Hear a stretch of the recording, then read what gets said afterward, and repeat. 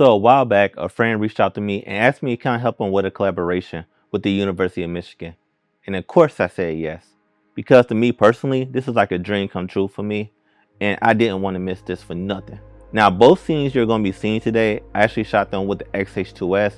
I shot the whole project with the X-H2S paired with the Sirui Nightwalker 24mm T1.2 lens paired with the Cinebest system and my OC Limit 5 monitor.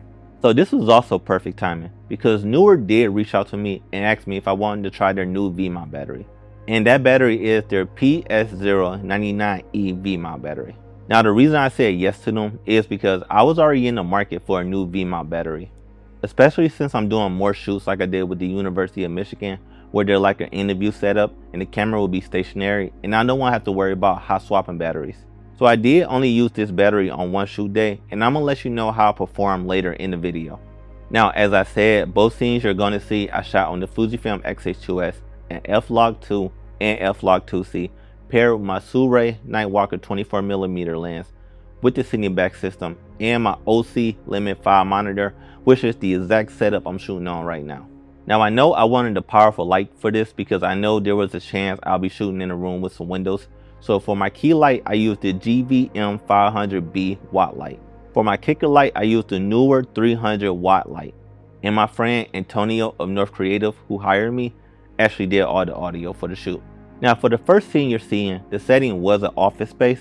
And of course it had that dreaded yellow lighting that most videographers do not like. Lucky at the end of the space, it was this big beautiful window, and that is where I decided to place my talent. And also I wanted to use that window because I knew it would help me motivate my lighting. So once I got my talent in place, I set up my key light, which is what I said, the GVM 500 watt light. And I had it off to my talent's right, bouncing off the wall in the ceiling.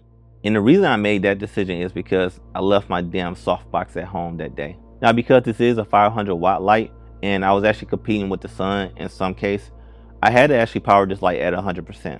I don't regret it, it worked out. And actually the scene looked great and the clients are happy with it as well. And I did place my light there because like I said, I wanted to use the window to help motivate my lighting so it can look even more natural. Now originally I wasn't going to aim the 300 watt light onto the wall. I was actually going to aim it at the talent.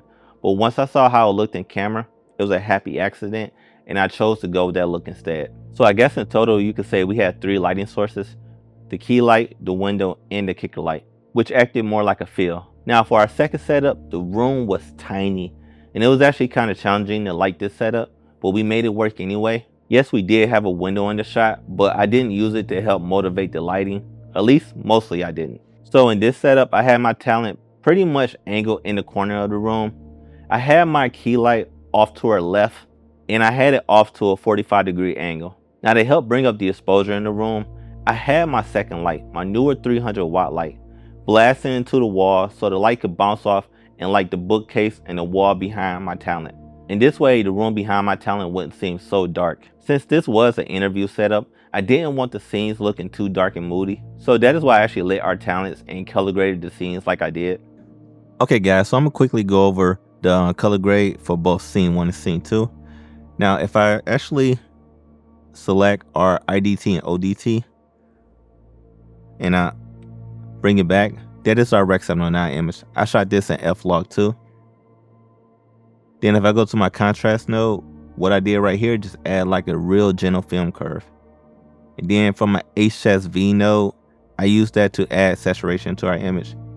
And then I went to our white balance node to actually cool off the image just a little bit. And honestly, what I did is pulled up my exposure a little bit as well. Then with my look node, I created just a really cool look. Not too cool, but something that still looked good overall for outside and inside. Then in hue versus hue, I just went ahead and swung our colors just a little bit to more of a blue that I like, to be honest. Then I created a power window. And then I created what I did was bring her up just a little bit so I can have her pop from the image just a little bit. Then I did noise reduction and then I did sharpening. And that's pretty much it. And even though it is somewhat stylized, I still wanted to look somewhat organic as well. Okay guys, so this is scene 2. And honestly, I used the LUT from scene 1 and applied it to scene 2. And it damn near looked perfect. I made just a few smaller adjustments just to cool it down a bit. But overall, I like it a lot. So we actually disable our entire node tree. Just select our IDT and ODT. Bring it back. That is our Rec 709 image from F-Log2C. Then in our contrast node, again, just a very gentle contrast curve. Then in our HSV node, all I did was just add a bit of saturation. And if I go there, you can see it's only like 16%. Then in our white balance node, again, I brought up the exposure, but I also cooled the image down so I can get like a little bit more of a cleaner look. Then in our look node, again, I cooled it off just a little bit because like I said, I like cooler looks. And actually that is what I naturally color grade towards anyway. Then in our hue versus hue node, all I did was just probably bring up the yellow just a bit for her skin tones. Actually, if I go in here, you can see exactly what I did. So yeah, just brought up the yellow just a bit for her skin tones. Brought the greens down just a little bit so it could contrast perfectly. You raise the cyan just a little bit, raise the blue a little bit, and raise the magenta just a little bit to get out her skins. Sorry, and honestly, guys, that's pretty much it. Again, there's a power window around her. Then I popped her from the background just a little bit. And again, with the enhancer, just adding bloom and grain, noise reduction, and sharpening. And guys, that is our color grade for both scene 1 and scene 2. Now let's talk about that Neewer V-mount battery. It's rated at 99 watts per hour, and I love the design of the battery overall. It has a USB-C, USB, and a D-tap port. It has 2 DC ports, one 8 volts and one 12 volts. The monitor on the battery reads the battery level itself, but also the voltage of the ports that are being used. The covers on your battery are built well, and they will help protect your battery. Now the charge time for this battery to reach full capacity is 3 hours. Now I know you're probably thinking, that's cool, but how long does the battery last? For me personally, I went shooting from 8 a.m. to about 2 p.m., which is 6 hours, and the battery was still holding over 60% capacity when I got done with it that day. And I only powered my OC monitor and my Fujifilm X-H2S off that battery at the same time. Now I know in the past, Neewer may not have been known for well-designed products, but shit changed. Right now, I use 2 of their lights for wedding. I'm using their 300 watt light right now to light this scene. And the app for these lights work flawlessly. And their PS099E V-mount battery worked flawlessly as well. And I'm using it on my Cineback setup right now. So right now on Neewer's website, this battery go for $180. But if you use their code US50, it will literally give you a 50% discount, which will price this battery at $90 flat.